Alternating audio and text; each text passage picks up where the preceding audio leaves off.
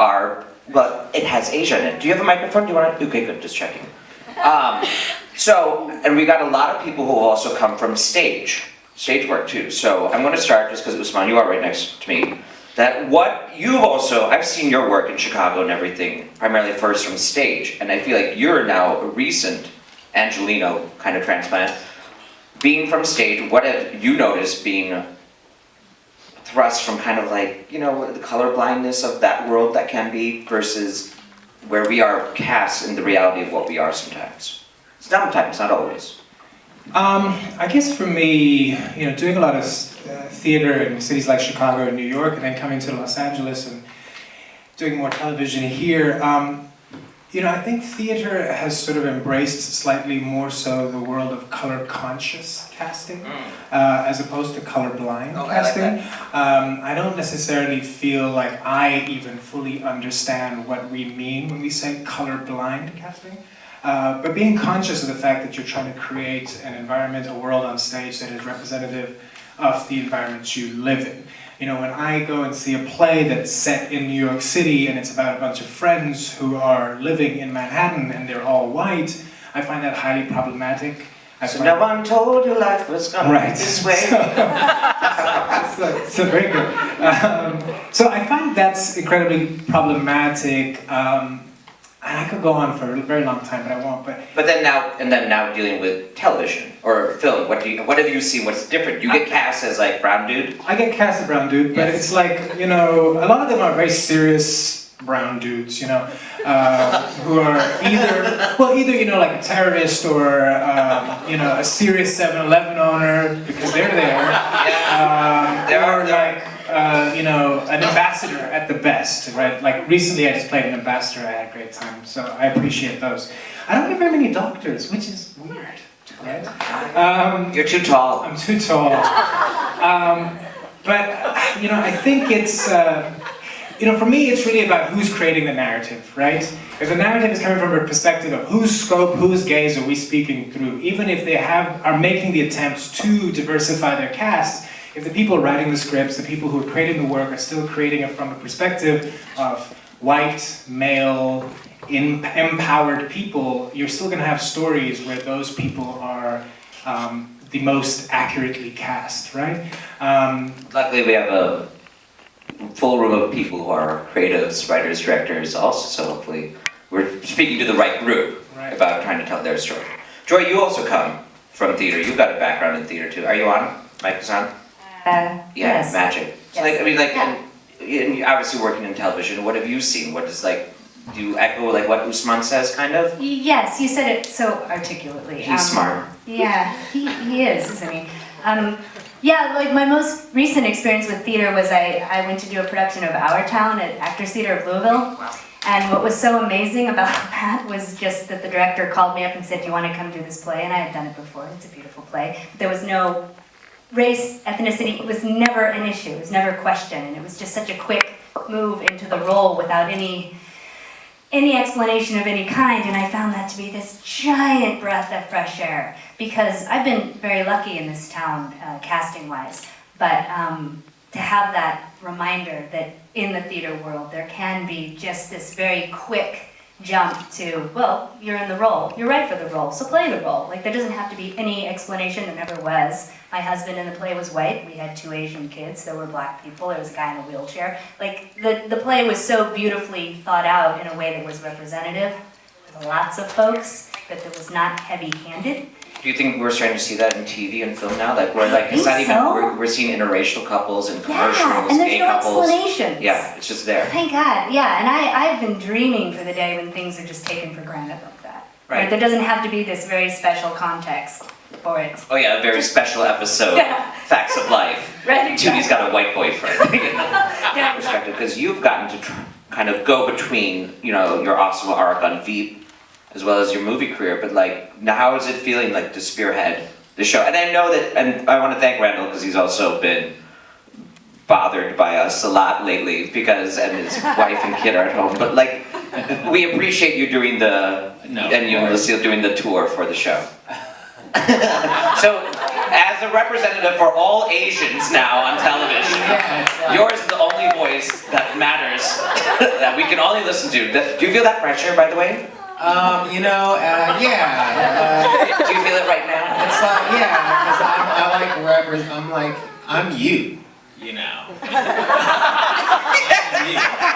So everything I do, you do, and you have no choice. No, yeah, there was that pressure, you know, of course there was that pressure, especially as the show was building, you know, about to come out. There was a lot of that pressure. Like literally people would like come up to me and be like, don't mess this up. Oh, because you're writing and directing it, right? People have no idea how this works. Like literally the pilot would come, we were done like shooting the whole season and people would be like, hey, can you guys like, do you have to wear like dress like that? Can you change that for the next episode? Like we shot the whole season already. People just have no idea how it works. But yeah, it was a lot of pressure, and it was at times a little bit like, gosh, this is unfair. It's not. I mean, it's one show, and the one show is not. It's, you know, it represents a lot of people involved with the show. You know, the creative input, and it's a culmination of a group effort, but it can't represent everybody. No. You know, and. At a certain point, it was kind of like, you know, I personally, I just came to this realization, like, you know, I'm doing the best I can. I'm coming at this in a way that is, in my, you know, for me, as honorable and respectful, and still trying to have as much fun as I can.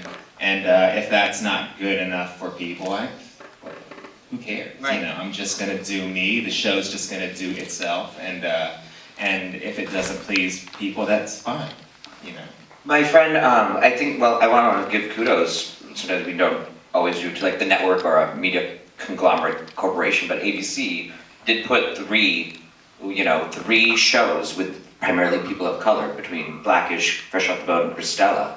And Christella is one of my friends, and she had that great letter where she's talked about, this is not the name of the show is not Every Latino Family. It is called Christella. It's her family. This is her stand-up for years, where it's always just been about her family and her mom. So I just think that we have to remember that these are specific stories but we can't help, like, when you see yourself on screen, you can't help want it to be like, but my dad doesn't do that, or my mom would have cooked, you know, this curry differently, or that kind of thing. But, you know, at the same time, I completely understand that response, especially when there's nothing else, you know.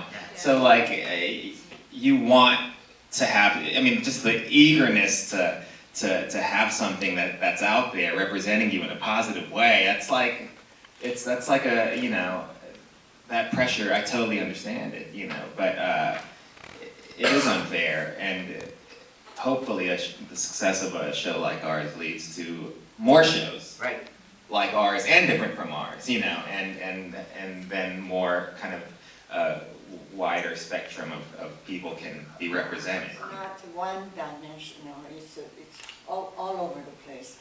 Like I made him cry and made funny faces and have serious talk with him. So it's all over, you know. I have different expressions. I love it. Yeah, great. Bright-eyed, and I'm gonna help change things. Did you come from theater too? I did theater, and I did, you know, I did stand-up, and I did a lot of like comedy stuff. You know, when I first started. And I knew you for like, you were always the guy on every commercial. Yeah, there was a bunch of commercials for a while, and I don't know, I refused to do accents, you know, at the beginning, and I was just like, I'm not going to do it. You know, if there's an accent, it's a probably racist character, especially in comedy, you know, and that was what I was going at, you know, doing more of. But yeah, after a while, there were times when it was like I was broke, you know, and there was a character with an accent. I was like, oh, it's not that bad, right. You know, it's not that bad. I'll go out for it, you know, and then eventually these roles, like for the interview, it was like as soon as I heard it, oh, you're gonna going out for Kim Jong-un. I was like, no way, no, I'm not gonna play Kim Jong-un. There's no way. And then I read the script and I was like, there's a lot going on with this character. This is like the best character I've ever gotten offered, I've ever like read for, as far as everything else about him. Was it an offer, or did you have to audition? No, I auditioned. Okay. I auditioned. But I mean, as far as even going into the audition, you know, I was like, this is the best character I've ever, like the biggest part, the most like backstory. I mean, it was all there, you know.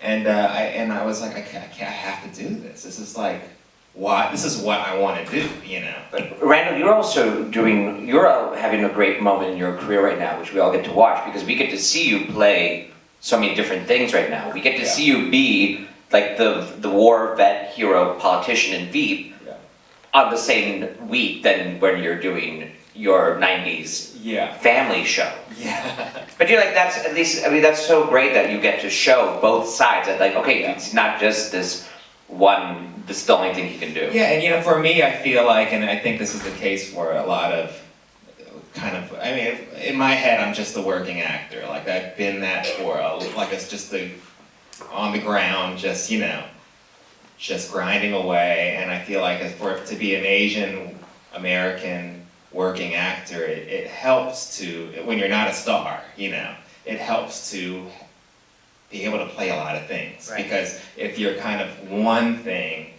I mean, how often is that type of role going to come around, you know? But if there's if you can kind of stretch and be able to kind of play it just, you'll work more, you know? So that was always my approach, you know? And in my head, I'm never going to be like a star. I'm happy just working, you know?